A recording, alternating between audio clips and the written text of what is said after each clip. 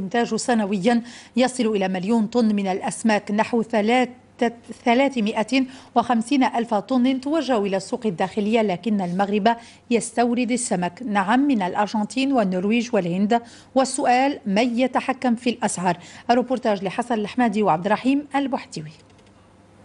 أن تقترب من الأسماك فذلك يراه البعض مجازفة بالجيب، خاصة بالنسبة للمواطن من ذوي الدخل المحدود، فهذا الأخير يكتفي بالاطلاع على خيرات البحر دون اقتنائها.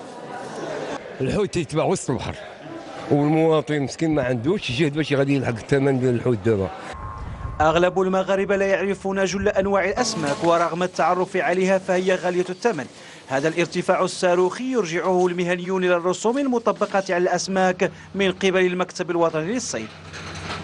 تدخل الباخره تنخلصوا طاكس ونعاودوا نهزوا نديو الهراوي المارشي ديال الجمله ديال المكتب الوطني للصيد البحري، ونعاودوا نخلصوا الطاكس نفس الطاكس. يعني بشحال غادي يستهلك هذا المواطن الحوت؟ مجهز تيأدي 4% بالنسبه للسمك، ما يسمى بالسمك باسون دو ماري، السمك الطري، و2% بالنسبه للسمك الصناعي. إذا كان المغرب يتوفر على واجهتين بحريتين، وهذا يحسد عليه نظرا لموقعه البحري المهم، لكن اللوجستيك وما يرتبط به يبقى هو الآخر عاملا مهما في هذا الارتفاع. اولا الغلاء ديال المعدات، ثانيا غلاء ديال المازوت، تنخلصوا دي تاكس من لو بري اللي هو جلوبال، ماشي تنحيدوا لي فري والربح هو اللي تنخلصوا عليه لي تاكس.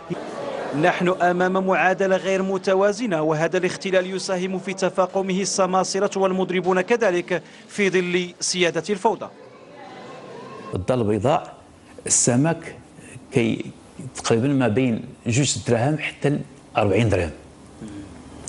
اذا بطبيعه الحال الا تشرى هذا السمك وتعاود فيه البيع واحد 4 المرات ولا 5 المرات، واحد لوغمونطاسيون ديال من بين 60 حتى 80%. وعندنا جوج بحوره وباقي تنستوردوا الحوت، يعني واحد 50% ديال المطاعم ديالنا هنا في المغرب تيستعملوا الحوت اللي داخل من برا، امبورتي من برا، بحال الهند، ارجنتين، نرويج، الامارات، هذو كلهم تيجيو من الحوت من برا تيدخل لهنا المغرب. يطالب المهنيون بإعادة النظر في قطاع الصيد البحري الذي يعرف فوضى، وهذه الفوضى يؤدي ثمنها المستهلك المغربي. هذا الأخير يستهلك فقط 11 كيلوغراما في السنة، في الوقت الذي يصل فيه الإنتاج الوطني من الأسماك إلى مليون طن سنويا. نحن أمام مفارقة كبيرة ينبغي التوقف عندها لتحديد مكامن الخلل.